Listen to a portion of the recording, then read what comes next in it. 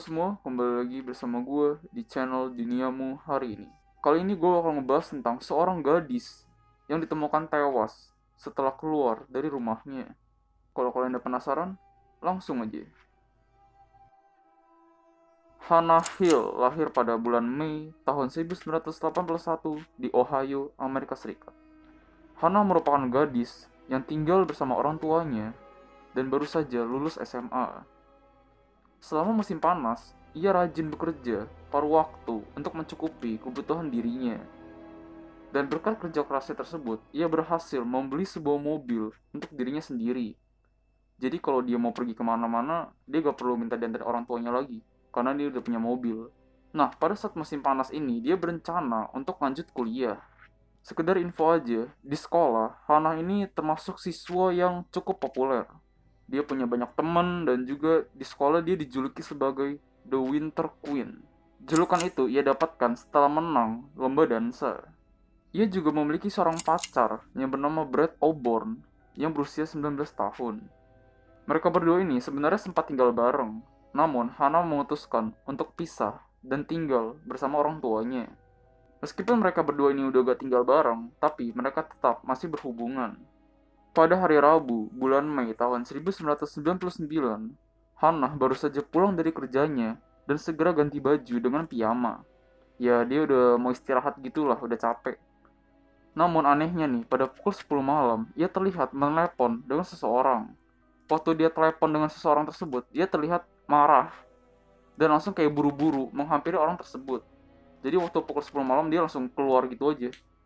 Orang tua Hana sebenarnya tahu kalau Hana itu jam 10 pagi dia pergi. Tapi orang tua Hana karena melihat dia lagi buru-buru ya didiamin aja. Orang tua Hana juga positive thinking kalau ya paling cuma ada urusan kerjaan atau yang lainnya lah. Keesokan harinya pada saat orang tuanya sudah bangun tidur, mereka menyadari kalau Hana itu belum pulang. Pada awalnya mereka berpikir kalau paling nginep di rumah temennya. Namun mereka mendapatkan telepon dari bosnya Hana kalau Hana tuh gak masuk kerja. Hal ini jelas membuat orang tua Hana semakin khawatir kalau takutnya terjadi apa-apa. Pada akhirnya pada tanggal 20 bulan Mei, sang ibu mulai melaporkan kejadian ini kepada polisi sebagai kasus orang hilang.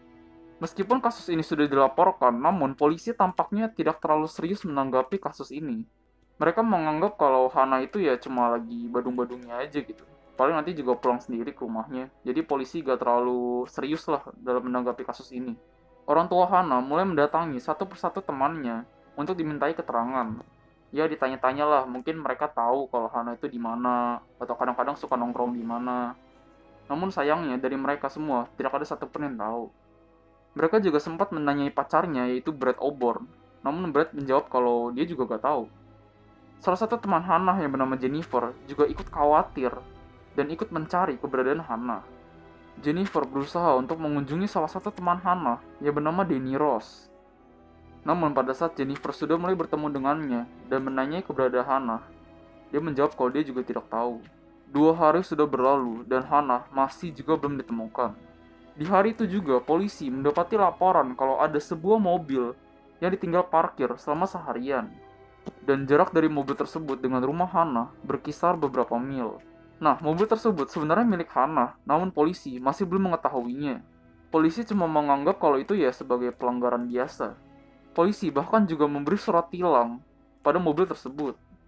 Polisi meminta media untuk memberitahu kepada publik atas hilangnya Hannah. Setelah berita itu dirilis, polisi lagi-lagi mendapati laporan atas sebuah mobil yang terparkir di pinggir jalan yang tidak diketahui siapa pemiliknya. Setelah 1 minggu atas hilangnya Hannah, polisi mulai mengunjungi sebuah mobil yang pernah dia tilang tersebut.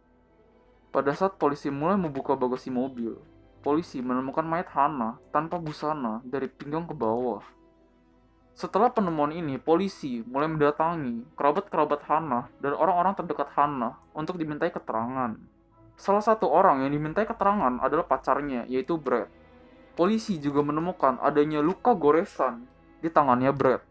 Pada saat polisi menanyakan dari mana ia mendapatkan luka tersebut, Brad mengatakan bahwa luka tersebut didapatkan setelah pertengkaran oleh pacarnya yaitu Hannah.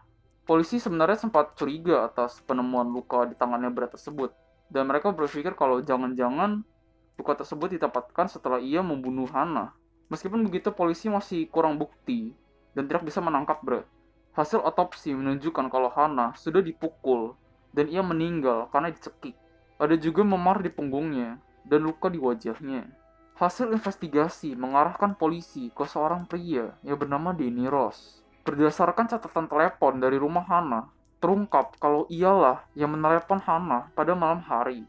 Polisi juga bisa mengenali Danny karena polisi pernah menangkapnya atas kasus narkoba. Meskipun sudah ditangkap, Danny tidak dipenjara. Ia hanya dikenai masa percobaan. Danny dan Hannah sebenarnya bukan kawan yang terlalu dekat, namun mereka tetap saling mengenal satu sama lain. Karena polisi sudah sangat mencurigai Danny, polisi akhirnya memutuskan untuk menggeledah apartemen Danny. Polisi menemukan sebuah kantong sampah di luar jendelanya. Kantong sampah tersebut berisi celana dalam, kaos kaki, sepatu, dan juga dompet milik Hannah. Pada bulan Juni tahun 1999, Dewan Juri mendakwa Danny atas tuduhan penculikan, pembunuhan, dan juga pemerkosaan. Meskipun begitu, pengacara Danny berusaha untuk membelanya mati-matian. Pengacara Danny juga mengatakan bahwa terdapat orang lain yang menaruh kantong plastik tersebut. Pengacara Danny justru mencurigai Brett sebagai pelakunya. Pengacara Danny mengatakan kalau Brett dan Hannah sering bertengkar atas rasa cemburu.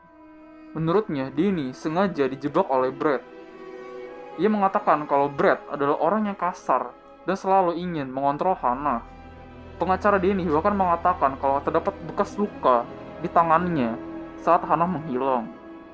Meskipun begitu, menurut para juri, Brett tidak bersalah karena ia telah lulus tes poligraf. Buat kalian yang gak tahu, tes poligraf merupakan tes kebohongan. Jadi kalau kalian berbohong, denyut nadi kalian akan berubah dan kalian akan langsung ketahuan. Dikarenakan banyaknya kendala dalam sidang, maka sidang tersebut pun dibatalkan.